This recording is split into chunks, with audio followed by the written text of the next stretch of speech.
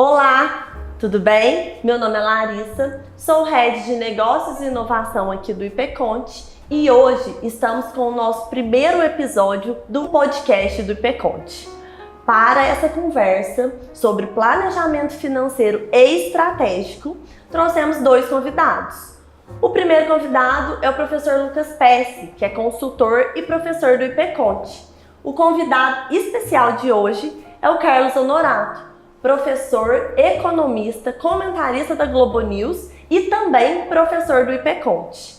E para contextualizar vocês do que vamos falar hoje, o host do podcast, Lucas Vicente, que também é colaborador aqui do IPConte. Olá pessoal, tudo bem? Bem-vindo professor Carlos, professor Lucas. Hoje a gente vai falar sobre o tema de planejamento financeiro nos negócios, sobre estratégia. E eu queria já começar com um dado do IBGE que afirma que 80% das microempresas costumam fechar dentro do seu primeiro ano e 60% não passam dos 5 anos de idade, correto? Além disso, eu queria mostrar sobre outra pesquisa do Palo Alto, que fala sobre os 3 mil empreendedores que foram entrevistados e que tiveram o seu planejamento financeiro concluído. E assim tiveram 60% de chance a mais de ver o seu negócio crescer. O que você fala pra gente sobre planejamento financeiro nos negócios? Lucas, obrigado aí, Lucas, Larissa, prazer em estar com vocês aqui do IPConte, é sempre uma alegria conversar com todos, né? Olha, o planejamento financeiro, como qualquer planejamento, é fundamental, né?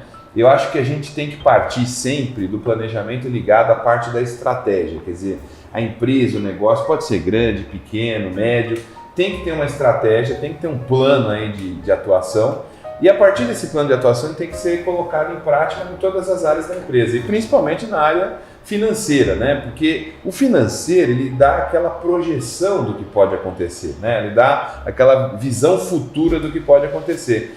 E num país tão turbulento, né, economicamente, político, a questão de falta de crédito, a questão de crise econômica mundial, então se a gente não tiver alguma coisa planejada, a dificuldade de gerenciar a empresa é um horror, né? Então precisa trabalhar com isso, precisa montar mesmo esse plano alinhado com a estratégia. A palavrinha-chave é alinhamento, né?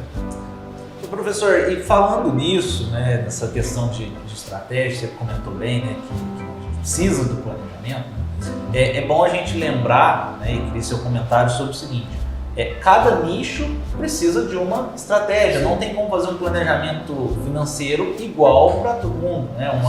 Uma escola tem uma estratégia financeira, porque ela depende da captação de alunos, e uma indústria tem outro planejamento financeiro, né? Primeiro, como achar bem esse nicho, né? Não só pela atividade, mas como depender do futuro, com uma incerteza política, juros altos, né? Como fazer o planejamento financeiro dentro deste contexto, né? Principalmente político e principalmente com esses juros, né? A gente vê a Selic já está um pouco alta, né? Como que a gente deve, né, fazer esse planejamento? É legal que você comentou, Lucas, porque aqui o pessoal trabalha, né, no IPConte a gente trabalha muito com essa questão do planejamento contábil, financeiro e tudo mais. Mas qual que é o núcleo do negócio da empresa? Você falou de escola, né? O núcleo do negócio, escola, por exemplo, é ter alunos, é ter capacidade de incluir alunos. Então, todo o nosso planejamento de vendas, de crescimento, vem dos alunos. Se eu sou uma cooperativa de café, por exemplo, a cooperativa de café vai funcionar em função do número da produção, da oscilação da produção, né? Então, às vezes tem quebra da produção, às vezes tem excesso de produção. Então, todo o planejamento econômico e financeiro tem que vir do quê? Do núcleo do produto. E uma coisa que a gente já aprendeu nos nossos estudos é o quê? As empresas têm cadeia de valor. Então, o que é a cadeia de valor? É como ela organiza os recursos para fazer o negócio funcionar. Então, se você tem um custo na sua cadeia de valor muito maior que o custo do seu concorrente, provavelmente você vai ficar pelo caminho, você vai perder aquela competição, né? Então, além disso, você comentou bem, tem a economia, né? Então tem o que acontece no amplo. A minha sugestão sempre, apesar que a gente sabe que é difícil no dia a dia, é tentar construir cenários. Então, por exemplo, você está preparado para um cenário mais negativo, de juro muito mais alto, de economia mais turbulenta? Você está preparado para um cenário de coisas boas? Às vezes não. Eu costumo brincar, às vezes o pessoal de RH me convida para fazer palestra de economia, né? E economia é sempre uma desgraça, né? O pessoal, você quer deixar o pessoal deprimido, você fala de economia. E aí o que acontece? Eu vou dar a palestra e falo para eles assim, para tentar estimular a equipe de vendas. Você imaginou você dando palestra de economia para a equipe de vendas? O pessoal desanima, né? Aí eu falei assim, pessoal, pense no melhor, você está preparado para o melhor? E as pessoas, as empresas não estão preparadas para o melhor. Foi o que aconteceu na pandemia. A pandemia, um monte de gente falou, a pandemia vai ser um horror, tudo vai pro buraco, e de repente teve setores, mercados que cresceram 100%, 25%, 50% e não estavam preparados para isso, né? Um exemplo desse cenário da pandemia, né? Dos nossos clientes, nós temos uma diversidade muito grande de clientes, né? E principalmente do setor de alimentação, teve um aumento de faturamento. Por quê? As pessoas mais dentro de casa, sem fazer nada, né, praticamente, ou então trabalhando no home office, elas consumiram mais, né? Então foi um setor que a pandemia levou alguns setores para baixo e outros para cima, né? Então assim, ela foi ruim para uns e foi bons para outros, né? Guardada as proporções, né? Mas falando em termos de econômicos, inclusive, né? Muito bom para o IPConte, que como gerou uma insegurança, acabou que aumentou o número de procura pela nossa consultoria, porque eles queriam isso, né? Projetar cenários. Não, e o que é maluco, né? Não sei se vocês acompanham isso. Quem ficou em casa preso, né? Ficou preso, mas ficou naquela situação, teve que fazer home office e tudo mais. A quantidade de pessoas que compraram bugiganga e coisa que não precisa. Eu fiz umas pesquisas com os alunos, com gente que eu conheço. Eu conheci pessoas, teve alunas minhas que compraram vestido de festa, né? Porque no meio da pandemia ficaram meio tristes ao comprar vestido de festa. Teve aluno que comprou equipamento de futebol para jogar bola. E o pessoal, porque você nem dava para jogar, né? E aí o pessoal ficava deprimido, chateado e acabava indo para o consumo, né? Eu costumo brincar que até casamento, né? A pessoa começou a ficar em casa e descobriu que tinha alguém que morava em casa que era o marido ou a esposa. Olha que legal, essa pessoa disse que é minha esposa, eu não conhecia, porque um trabalhava 8 horas por dia, 10 horas por dia fora, o outro ficava 10 horas, de repente se encontraram. Então o perfil de consumo, o perfil do jeito de consumir, da vida das pessoas mudou.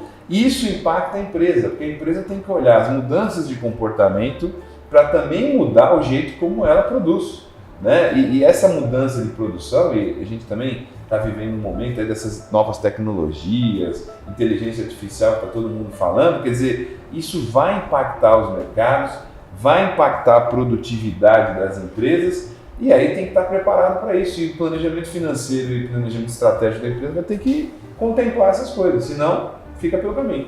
E eu acho muito engraçado, porque às vezes eu visito alguns clientes e aí eles falam assim comigo, Larissa, a gente precisa de um planejamento estratégico.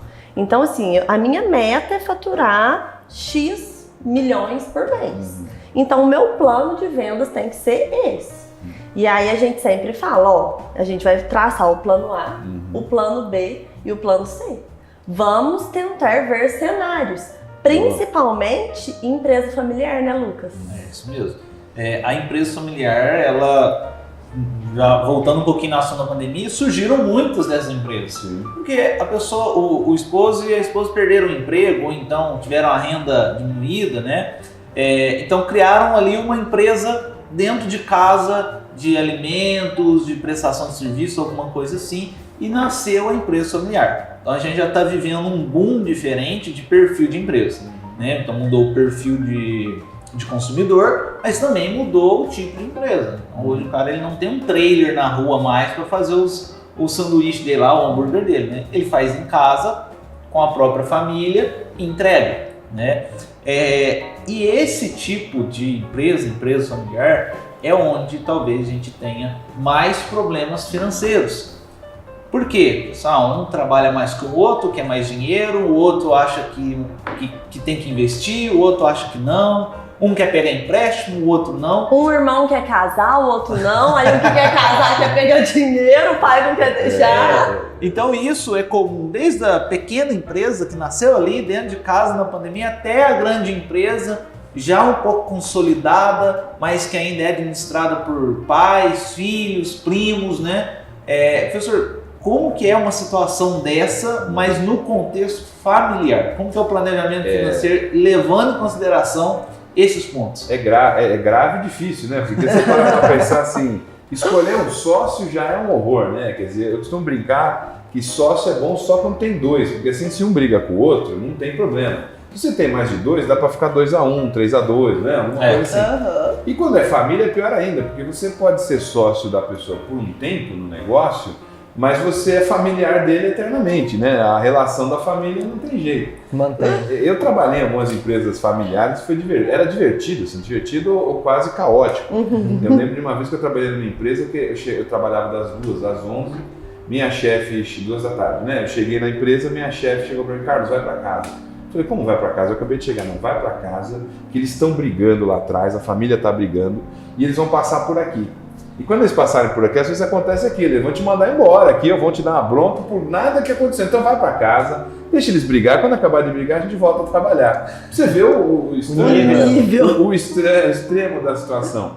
Mas o que a gente tem que entender numa empresa familiar é que as relações familiares, né? Ali às vezes tem algum remorso, algum ressentimento, essas coisas sempre aparecem, né?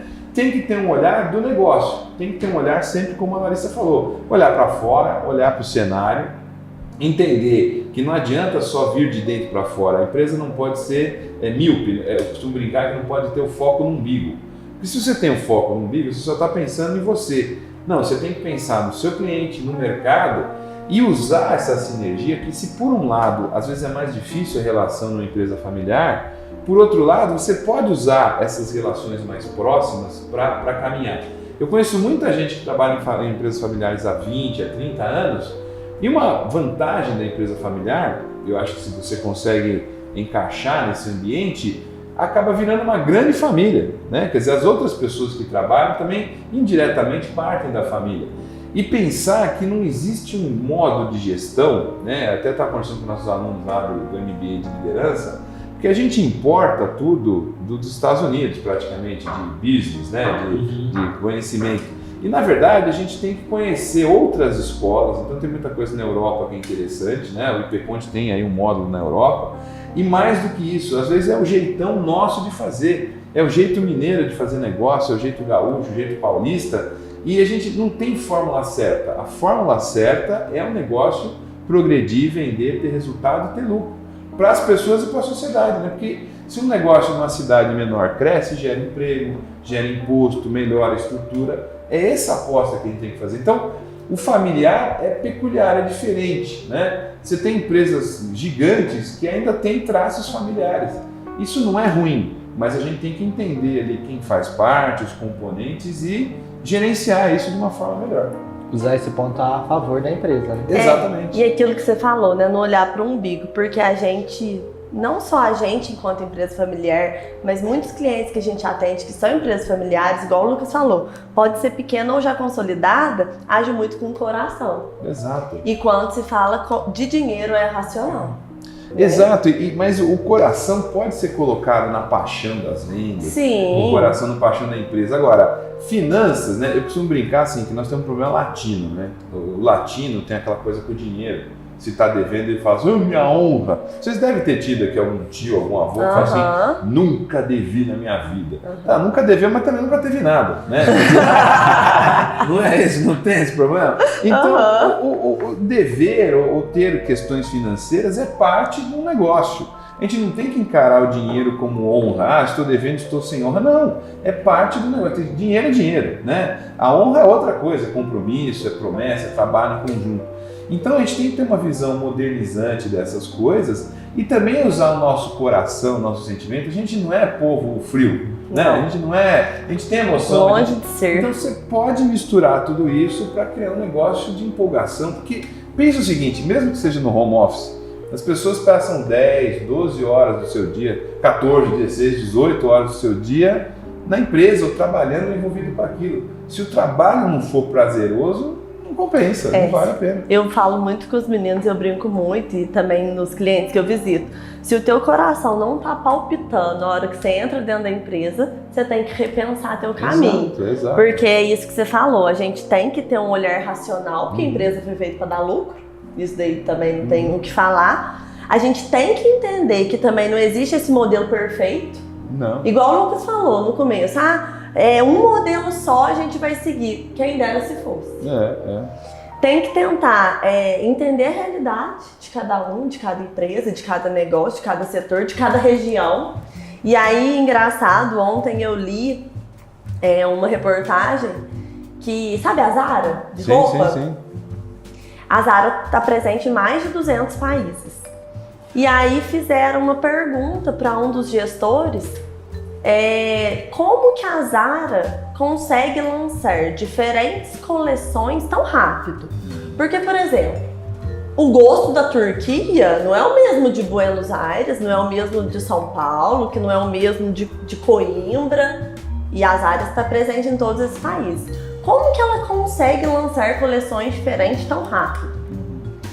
E aí o gestor, ele respondeu o seguinte: primeiro, a gente entendeu que não existe um formato pronto. Então, não é a empresa, ela tem a sua forma de gestão, mas ela não tem um formato engessado. E segundo, comunicação. A comunicação deles é muito rápida.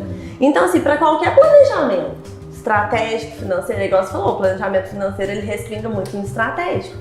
Mas para qualquer planejamento, para qualquer empresa, eu acho que tem que alinhar também nisso, né? A comunicação, o gostar, o fazer o que você gosta. Então, se a tua empresa tem 2 funcionários ou tem 1.000, como que tá essa gestão? Como é que tá essa estratégia? Você entende o cenário dela, onde ela está inserida? Não existe uma fórmula pronta, não é igual receita de bolo. Que bom se fosse, né? Mas o que eu acredito nesse negócio da comunicação é uma coisa que eu sempre falo. Eu ministro aula de várias coisas e eu sempre falo: o que não está no slide é a comunicação. Quer dizer, o que nós estamos fazendo aqui, a comunicação é uma coisa fundamental, né? E você comentou da Zara, né? A Zara também sofreu o pessoal ficou em cima lá, dizendo que ela tinha trabalho escravo, né? Dificuldade. Mas isso é mais um sinal de que a empresa, quando está exposta no ambiente, ela tem que estar atenta a tudo isso. Às vezes o que a gente faz, a gente acha que é bom, está sendo bem, e às vezes é mal interpretado, né? Quer dizer, as pessoas olham para ele e falam: você está falando uma coisa...